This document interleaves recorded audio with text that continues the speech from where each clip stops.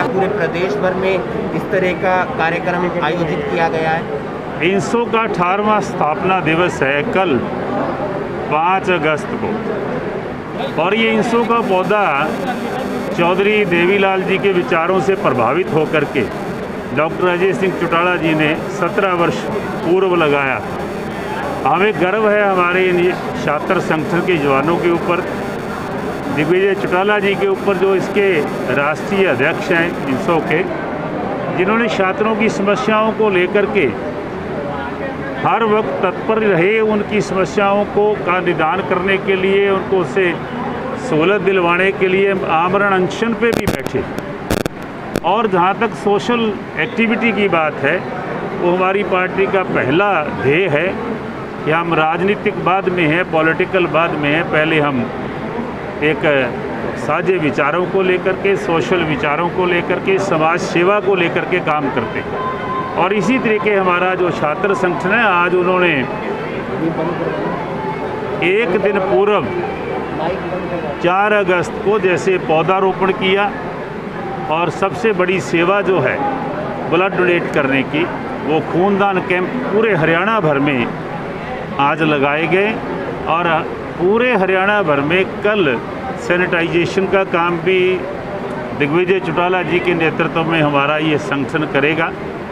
गांव में, शहर में आज जो ज़रूरत मानी जाती है, सैनिटाइज करने का काम करेंगे।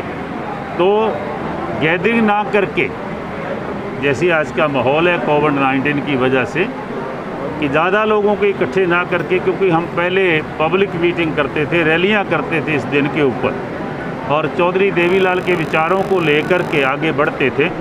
इस बार वो नहीं हो पा रहा, लेकिन इस बार हमने ये फैसला किया कि पौधारोपण किया जाए, खूनदान कैंप लगाए जाएं, और चौधरी देवीलाल जी की याद को ताज़ा किया जाए। सोशल एक्टिविटी पूरे हरियाणा भर में हो इंसो की तरफ से।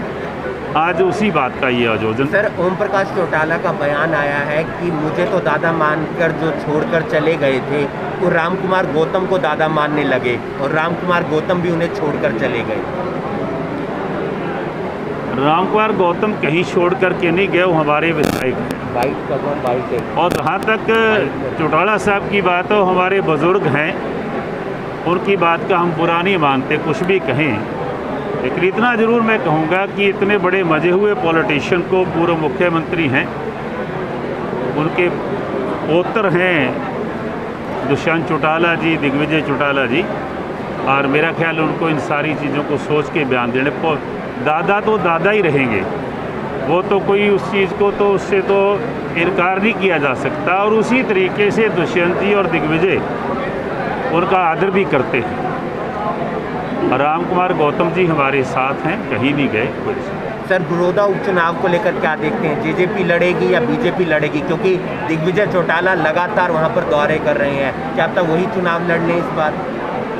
दिग्विजय चौटाला जी की बात के ऊपर विराम पहले से डॉक्टर अजय सिंह चौटाला जी ने लगा दिया था कि वो यहाँ से चुनाव नहीं लड़ेंगे। और यहाँ से चुनाव तो गठबंधन का मामला है, गठबंधन दोनों दल बैठ कर के बात करेंगे, और जो भी फैसला होगा उसके ऊपर दोनों दल मिल कर के लड़ेंगे। और वहाँ जाने का जो मकसद है, वो तो हमारी एक दायित्व, एक जिम्मेवारी है। हम तो पूरे हरियाणा भर में जाते हैं, भारतीय जनता पार्टी के साथी हों, जननायक जनता पार्टी के साथी हों, वो सारे हरियाणा भर में जाते हैं, और उसी कड़ी में बड़ौदा में जाते हैं।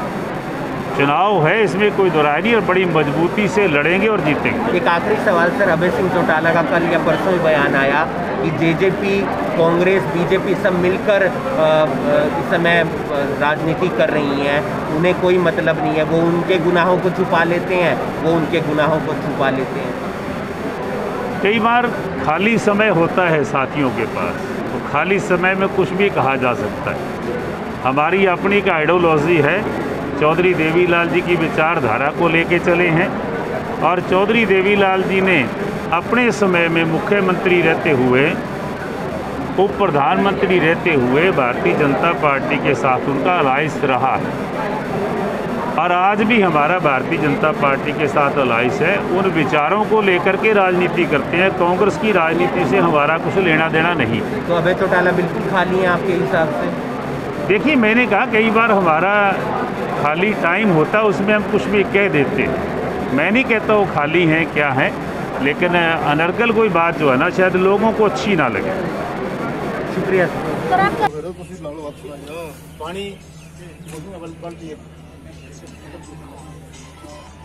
अध्यक्ष जी इस साइड तो देख नहीं रहे। प्रधान जी अध्यक्ष जी वो करके देख सब इधर देखो जी एक बार फेस करो जी सामने। हाँ जी जी थोड़ा सा खुल दो, थोड़ा सा राउंड बस आना जी सर। पीछे पीछे ले आओ, मोबाइल में आ जाएगा पीछे। बस इधर देखो, इधर यस थोड़ी डिस्टेंसिंग भी कर लो। चलो जी ठीक है।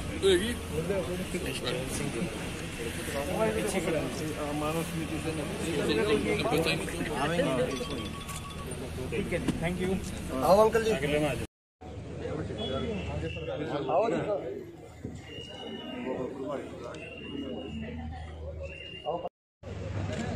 इधर यस थोड़ी ही डिस्टेंसिंग भी कर लो। चलो जी ठीक है।